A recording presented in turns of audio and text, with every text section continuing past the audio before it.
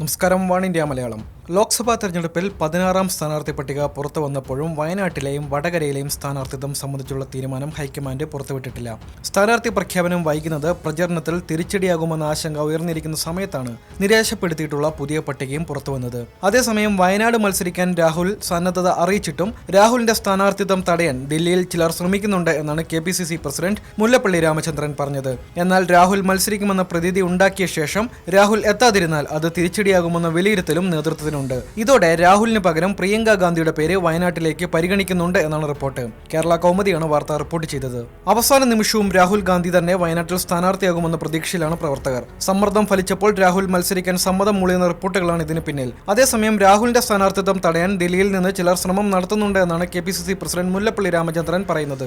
രാഹുൽ മത്സരിക്കാൻ പാടില്ല എന്നാണ് പ്രതിപക്ഷ സഖ്യകക്ഷികളിലെ മുതിർന്ന നേതാക്കളുടെ ആവശ്യം. വയനാട് മത്സരിക്കുന്നത് തെറ്റായ സന്ദേശം നൽകുമെന്നാണ് നേതാക്കൾ പറയുന്നത്.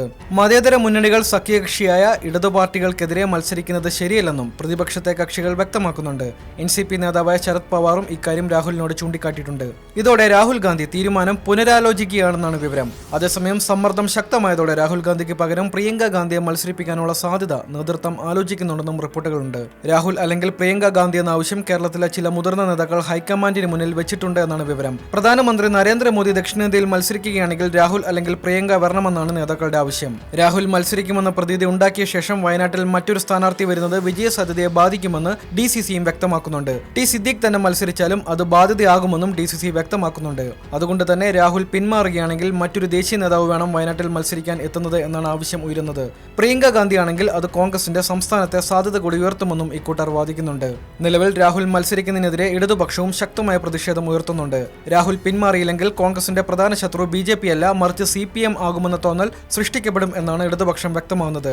അതേസമയം പ്രിയങ്ക ഗാന്ധിയാണ് മത്സരിക്കുന്നതെങ്കിൽ ഇടതുപക്ഷം എതിർത്തേക്കില്ല എന്നാണ് കണക്കാക്കപ്പെടുന്നത്. പ്രിയങ്കയോ രാഹുലോ തന്നെ മത്സരത്തിൽ ഉണ്ടാകും എന്നാണ് അവസാന നിമിഷവും നേതാക്കൾ കണക്കുകൂട്ടുന്നത്. ഇവരിൽ ആരുടെയെങ്കിലും സ്ഥാനാർത്ഥി പ്രഖ്യാപനം അവസാന നിമിഷം വരെ നീണ്ടേക്കുമെന്നുള്ള സൂചനകളും പുറത്തുവരുന്നുണ്ട്. കൂടുതൽ ദേശീയ വാർത്തകൾക്കായി വൺ ഇന്ത്യ മലയാളം സന്ദർശിക്കൂ, സബ്സ്ക്രൈബ് ചെയ്യൂ.